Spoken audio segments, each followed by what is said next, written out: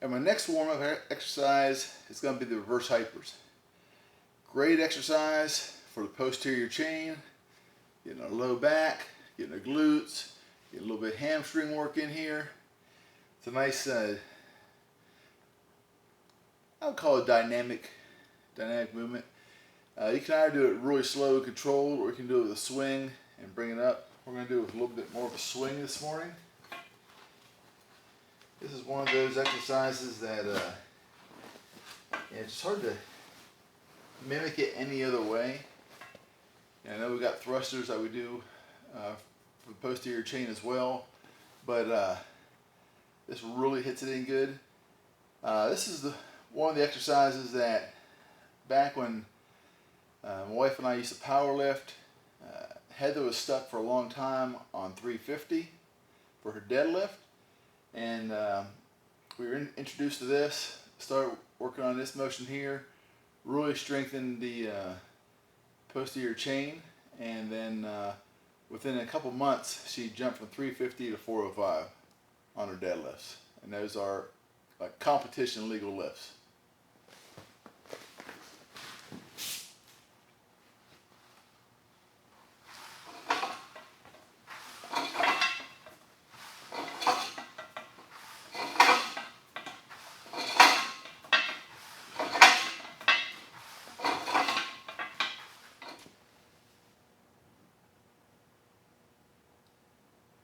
Good morning.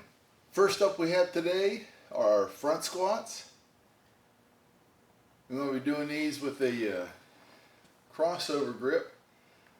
And for me, I don't have great flexibility in my wrist to be able to hold the bar up high here. So I cross over, hook the bar off my thumbs. That way I can keep my elbows up nice and high.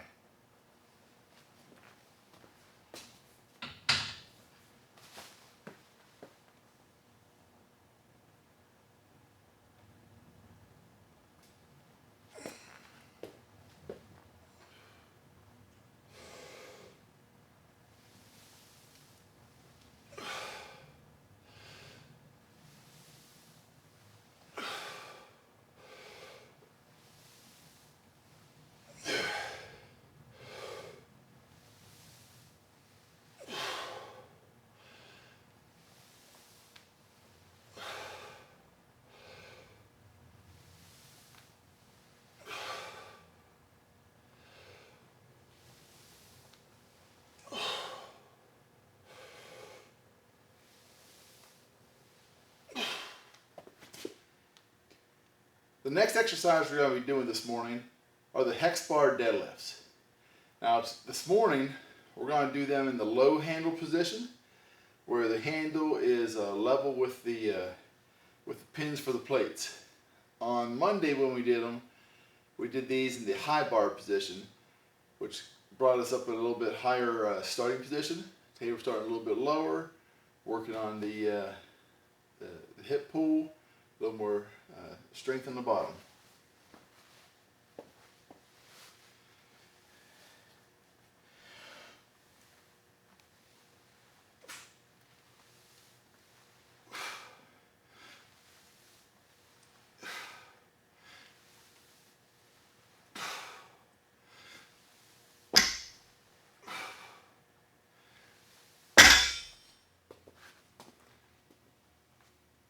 Alright, the next exercise we're going to do are lunges.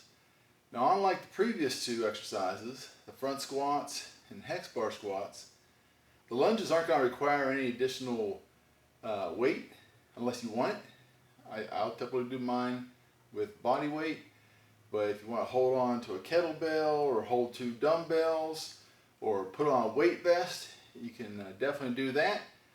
Create a little bit more resistance if need be.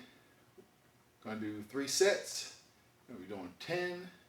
Going to be doing 12, 10, and then a set of 8. And that's for each leg as we're going through. One of the things you're going to see me do is I like to step my knee up high and then step out. Kind of pretend that I'm stepping over like a log or a small fence.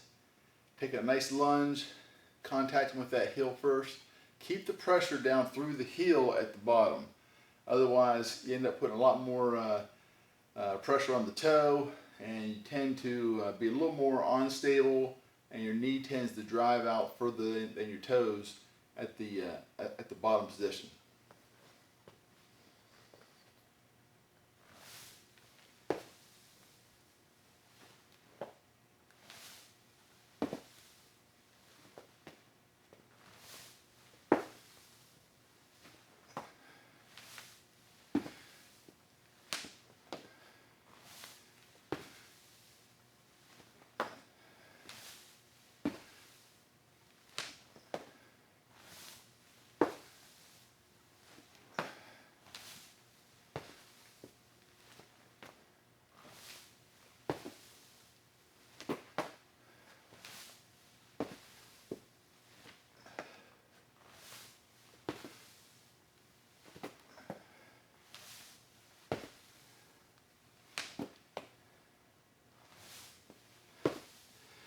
You'll notice at the bottom position, front leg's about 90, back knees close to the ground. All right, the next exercise we're going to do is going to be mainly for the back. It's also going to hit some biceps. Sometimes people call it the chin up. Sometimes they call it palms facing pull-ups. I mean, palms are towards your face here. I'm going to jump up.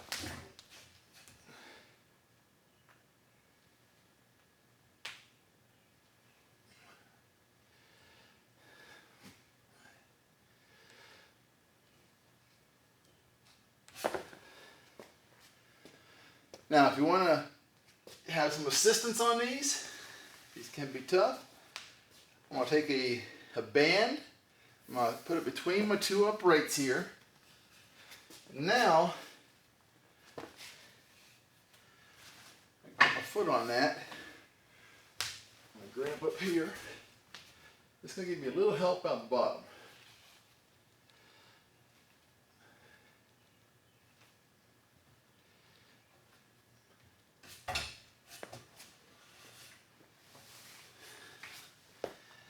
So depending on how high I had these arms set, have it up higher, you give me a little more assistance, down lower, a little less, and I can use different types of bands on here as well.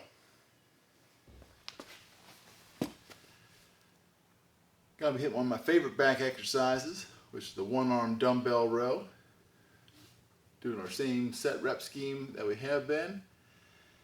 Starting out with these, doing 12, 10, 8, 12 on one arm, switch it out, 12 on the other arm, alternating back and forth. I like doing it with a bench. Put my one knee up here for support, other arm's out, my leg slightly out and back. Gives me a nice base of support. Try to keep my back flat.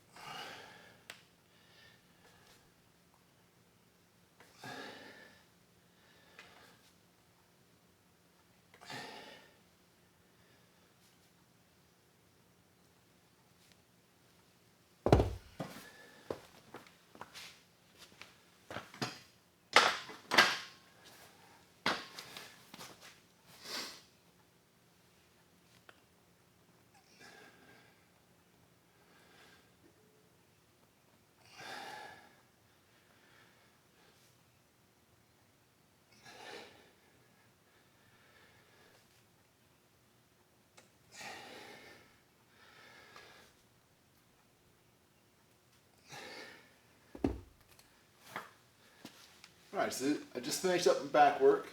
Now I'm going to get some, I'm going to do some hammer curls next. Working the biceps, also the brachioradialis, which is a lot of the muscles in the forearm. Kind of bigger muscle in the forearm, how you'll say. Alright, alternating curls.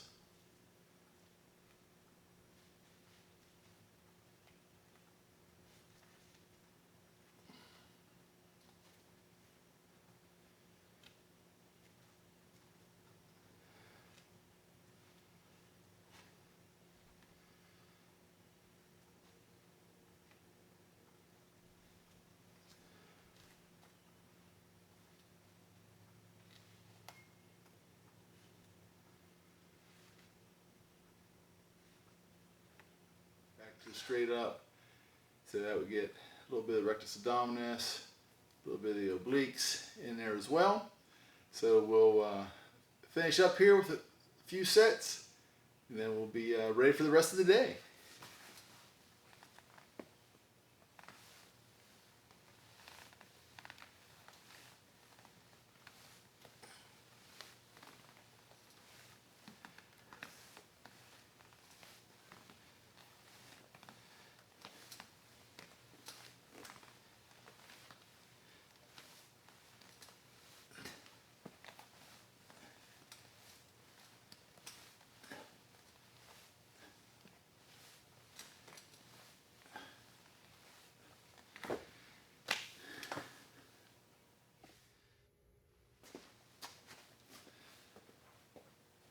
Okay, our first alternative exercises are just body weight squats.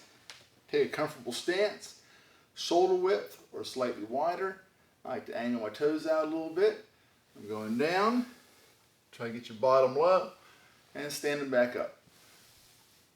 The whole time I'm doing this, my knees stay tracking towards my toes. My legs aren't coming in at the bottom. Okay. Knees tracking over toes.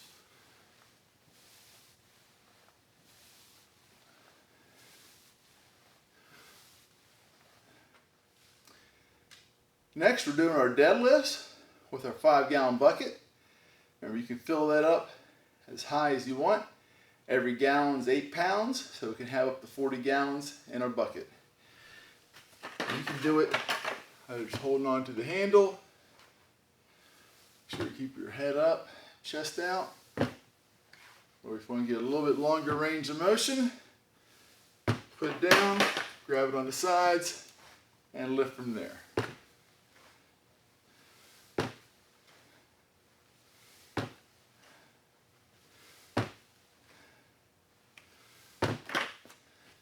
Next up, we have our lunges.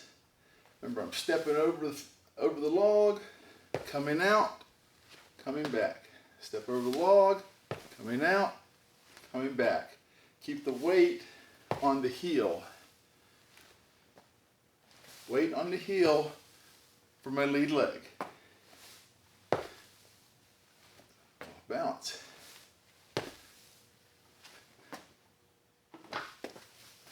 For our back work, we're going to do our 1-arm rows, but instead of our weights, we're going to be using our 5-gallon bucket and pull it up. You'll do one side and switch it out, do the other. Remember, if this is too heavy, or you want to get a longer range of motion with a lighter weight, you can always use those milk jugs. Got our hammer curls next. Got my milk jug. If it's filled up, remember we've got 8 pounds here. You have some light dumbbells, you can use those. We're coming right here. Hammer curls, keep your thumb up.